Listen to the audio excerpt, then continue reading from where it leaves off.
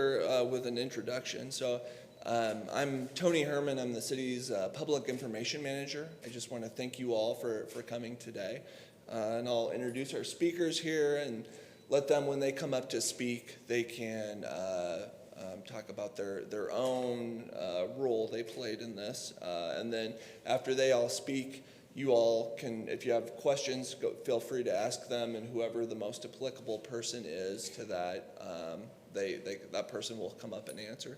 So I'll welcome our speakers today. Brad Starling, the Chief for Hastings Fire and Rescue. To his right is Chad Bunger, Director of Development Services. To his right is Brandon Lubkin, Director of Underground Operations for Hastings Utilities. And I don't know, Kevin, are you speaking, or you're? Only if they ask a question. We also have, if needed, Kevin Kubo, the city's Chief Building Official. So, and again, like I said, they each had their own role they played during the incident on January 17th and the situation moving forward. So the feeling after that was that the incident was unique enough that there was a good opportunity for public education. So we wanted to bring you all with the media in to help spread that word and share those lessons about how we can learn from this. So with that, I'll turn things over to Chief Starling. All right, thank you, Tony. Thank you for being here as well. We appreciate the opportunity. As Tony stated, we're here to provide information regarding the explosion that occurred on January 17th. And I want to start off with just providing a background of our response and the facts of what occurred. On the 17th at approximately 3 p.m., Hastings Fire and Rescue was dispatched to a report of a loud explosion with a manhole cover blown up. All on-duty units responded, and the first unit arrived on scene at 3:07 p.m. First units on scene did in fact find a manhole cover that was laying in the street. They immediately began investigating for additional hazards and the cause of the explosion. In the process of investigating, they found several residences in the area that were complaining of gasoline or acetone smells within their house and basements. Crews used specialized equipment to check for any volatile chemicals and gases in the air, and they ventilated the structures to remove the hazards that were involved. Some residences were evacuated for a short period of time, and they were allowed to later return when the threat had been mitigated. Due to the nature of the possible explosion in the sewer system, Hastings Utilities was notified and sent wastewater crews to assist in evaluating the condition of the sewer system and identifying any sources of hazardous materials contamination. During the investigation process, we were alerted to a residence that reported a possible dryer explosion that had occurred. The residents stated that at approximately the same time that the manhole cover was blown off, they heard a loud boom in their residence and found some clothing in a clothes basket that was on fire. The residents quickly acted to extinguish the fire, and we commend them on their actions. We believe the volatile sewer vapors worked their way up through the sewer system and found an ignition source at the furnace of this home. The laundry basket sat between the furnace and the floor drain, putting it in an ideal position to absorb the toxic fumes until the furnace was turned on. The ignition from the furnace caused a brief flash fire that overpressured the sewer system, and that is what caused the manhole cover to be blown off. Working with utility crews, we were able to access the sewer system along Woodland and found evidence of volatile chemicals within the sewer system. The sewer system was ventilated and flushed with water to remove the immediate hazard. We continued to work to find the source of contamination and have not yet found a direct source for that. I want to stress that we were lucky. In order for this explosion to happen, several circumstances had to come together. Volatile chemicals had to be released into the sewer system. Vapors from those chemicals had to collect at high enough levels to support an explosion. And then these vapors had to make their way through the system to find a source of ignition. No one got hurt, and like I said, we were lucky. If we don't address the contamination, we might not be so lucky next time. This explosion could have easily caused significant property damage and loss of life. At Hastings Fire and Rescue, our mission includes protecting lives, property, and the environment. We do this not just through response, but prevention efforts as well. So, the reason we are here today is to try and prevent any future occurrences of what happened on the 17th. We want to let the residents and the businesses know, especially the property owners that are located along the area of Woodland and A and B streets, that we are continuing to investigate the source of these hazard materials in the sewer system. In the coming days, we will be making contact with homeowners to make sure they are aware of the hazard, ensure they know what to look for and how to report, and to educate them on what can and cannot be released into the sewer system. We will also be making contact with all business and commercial property owners whose sewer lines feed into the area of Woodland, A, and B streets. We want to make sure we are aware of the hazards within their facility and they have all required fire safety measures in place. With that, I hand it over to Chad Bunger, Director of Development Services. Brandon's going to go next. Okay, I'm sorry. I hand it over to Brandon.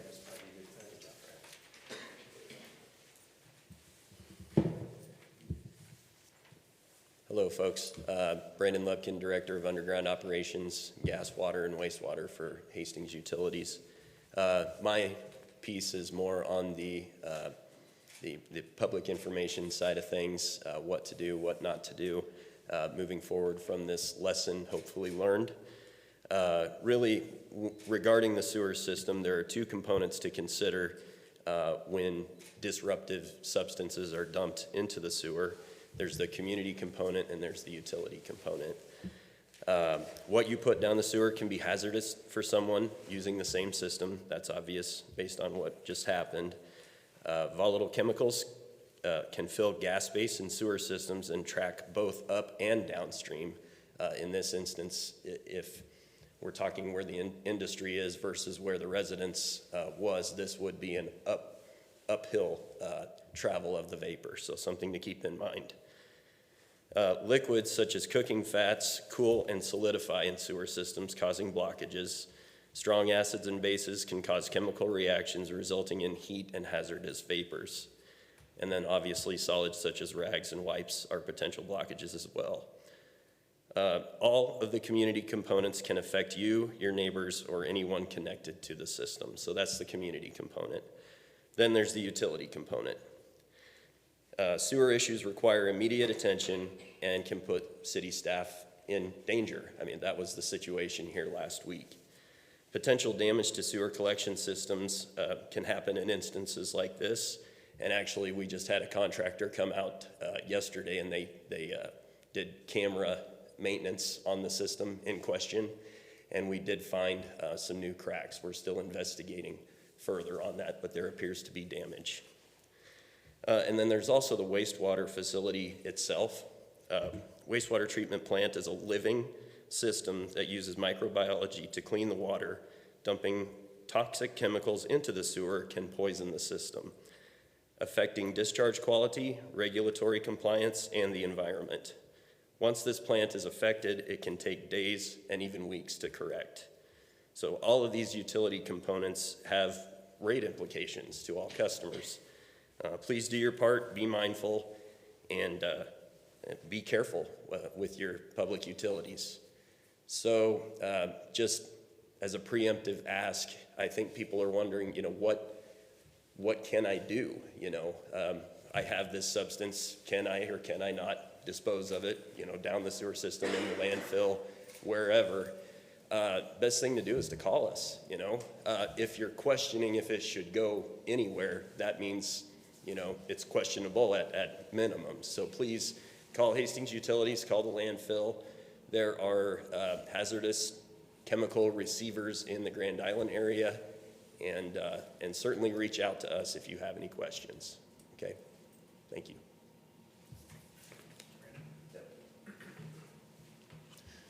Good morning, Chad Bunger, Director of Development Services. My department works with the building side of things, the construction and redevelopment, repurposing of space in and around Hastings.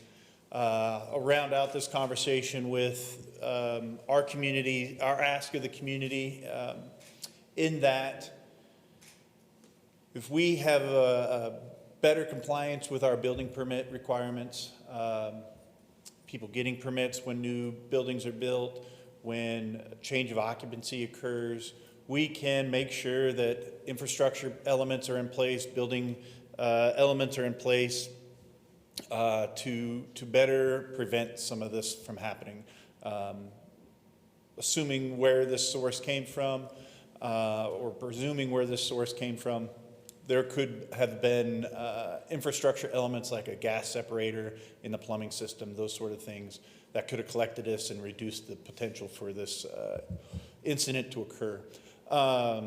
In addition to that, if we know what businesses are in spaces, we have a better opportunity to educate and to inspect to make sure that chemicals are appropriately contained, appropriately stored, and that they don't leak out into our community, into our infrastructure and groundwater and those sort of things. So it's really all I had to round out this conversation, unless anybody else has anything to add.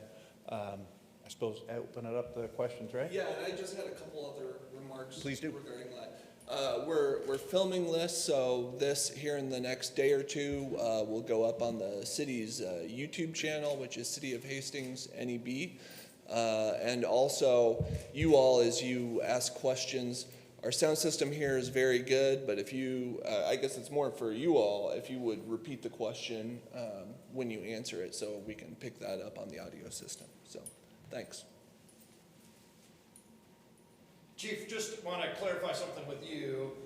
So we had some sort of vapors, there was a flash fire. Was there a fire in a home and then also a fire in the sewer? I mean, are those kind of related, or those you kind of consider those separate? I'm just trying to make sure I'm saying that right. Yeah, so the question is clarifying as to where the fire was, if there was a fire in a home, in the sewer system, was it both? And without going into a full lesson, we can have vapors, but we have to have an ignition source as well. And the sewer systems are built specifically not to produce ignition systems or ignition sources.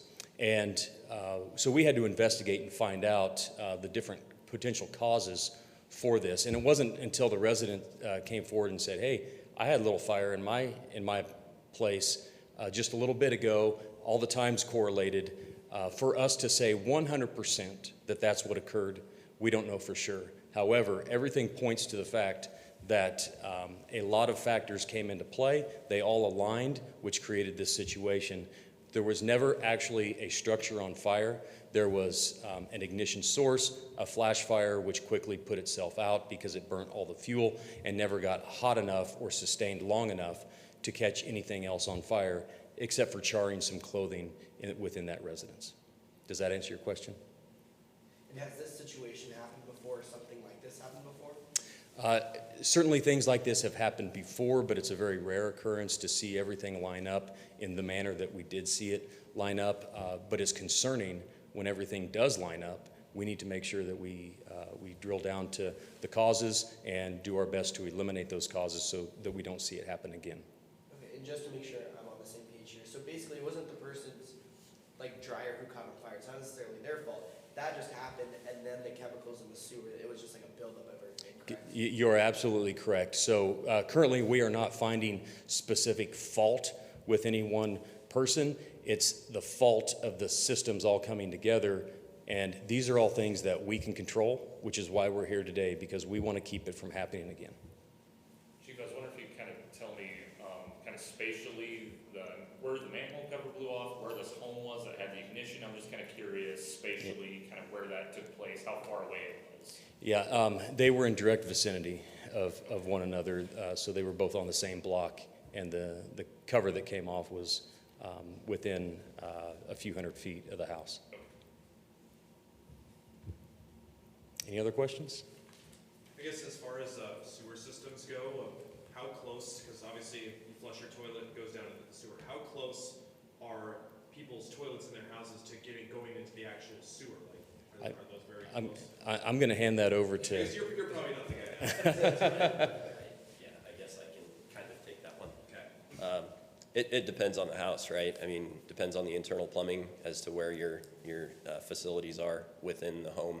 The final line that leaves your property is the sewer service. Most of the time, the sewer service has, well, they all have a P-trap. It's a water space that keeps vapors from coming back into the home. Otherwise, it's odoriferous. But so there is an inclination that that might have been the case, that this property might have had a dry trap, allowing more of that vapor into the home. But that's just a hunch at this point. And could you talk about how P-traps are maintained? What should people do to Sure. avoid this Yeah. to happen? Yeah, great question. So if you don't use your sewer system much, it's always a good idea. If you have a floor drain, that's typically your terminal drain in your basement or utility room, go ahead and throw a little extra water in there, and that will keep that water trap seal. That'll prevent vapors from coming back into your home. I think you brought up the point, people might think, well, this doesn't affect me, but if you're a ratepayer, it ultimately does affect you, doesn't Sure, it? absolutely. And if it's vapor, it can travel anywhere within the system. So yeah, it is a community-wide effort to be responsible with what you do with the sewer system, among other systems. I think you mentioned damage, some damage had been found. Is this system still in use, and is the damage extensive enough that there's gonna have to be repairs or stuff pulled out? So the contractor communicated with me just verbally yesterday. I'm gonna get the full reports within 5 to 10 days. There's no collapse or anything like that, so we can keep utilizing the system. We'll take a look. We actually had the same company out 2 months ago, so we've got a very good before and after incident TV, it's slang, but video that we can look at, so. And this was just limited to one house, correct? It didn't happen. So there were multiple homes that did smell something, I think, and that was maybe another inclination of ours, is that the dry trap got the worst of it, but there were some vapors permeating through the traps as well in other homes. Is that a reminder, though, that if you've got, a hobby that involves, you mentioned things like acetone or gasoline or things like that you don't want to be putting that down a sewer drain? No, just stop if you have any inclination that usually it's fairly logical, with what you've got in your hand, like should I, shouldn't I? Just give us a call and we can help you out, okay?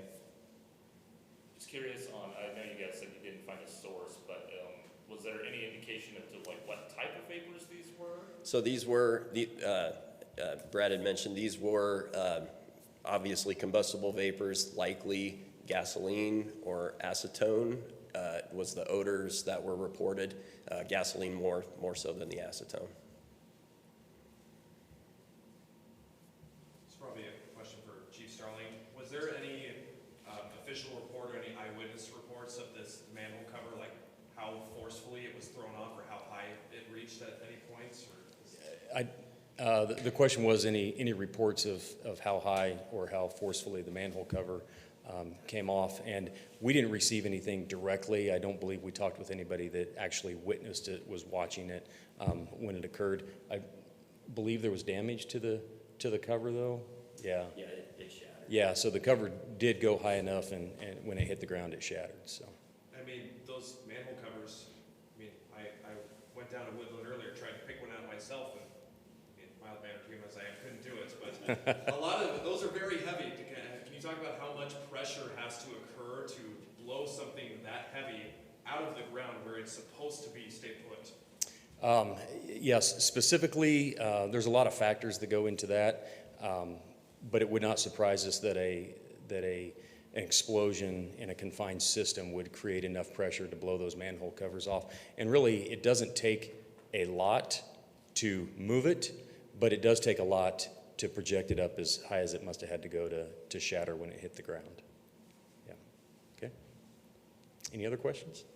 I don't know who wants to take this one, but are there any repercussions for a homeowner? Are there potential fines? Are there other potential implications if somebody is putting stuff down the drain that they're not supposed to be? Does the city have any recourse, if they find somebody who is doing that, maybe not just once, maybe you warn them, but if they do it again and again, that kind of a thing? Yeah, so there's always the potential if anyone's in violation of city code, which all of our adopted fire safety codes and building codes are integrated into city code. And so there is potential for that. That's not the direction we want to go. We want to educate, we want to find the source and make it safe for the community, and we believe everybody's better off if we can approach it in that manner. But yes, there can end up being some code violations and criminal recourse if it gets to that point. And how easy is that to track if someone pours something down the sink? Can you like track it to a specific residence then? Again, a lot of variables go into whether or not we can track any hazardous materials being put into a system. And I'm not going to speak too much on the systems, but these sewer systems are built for a small amount of those things to occur because it does occur occasionally. If we can be notified of it quick enough and get cameras and get sampling done quick enough, then we might be able to track it. But right now, all we've been able to do is isolate it to a certain area within the sewer system where it came in. Any other questions? I was Okay. talking to Brandon, so I don't know if I heard, but to clarify, I think the assumption we're working on is that it wasn't a residential source. Someone in their home didn't do this. It was more of a non-residential, commercial, industrial use that was pouring the chemicals down our sewer system. So not necessarily faulting residents. They definitely need to be aware that they shouldn't be doing that, but it's also most likely a commercial or industrial source that was doing it.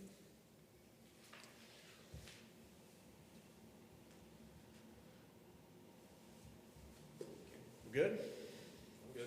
All right, thanks for being here. Thank you. Appreciate you all. Appreciate it. Thank you.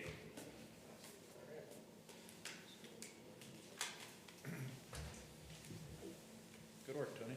Chief, Brandon.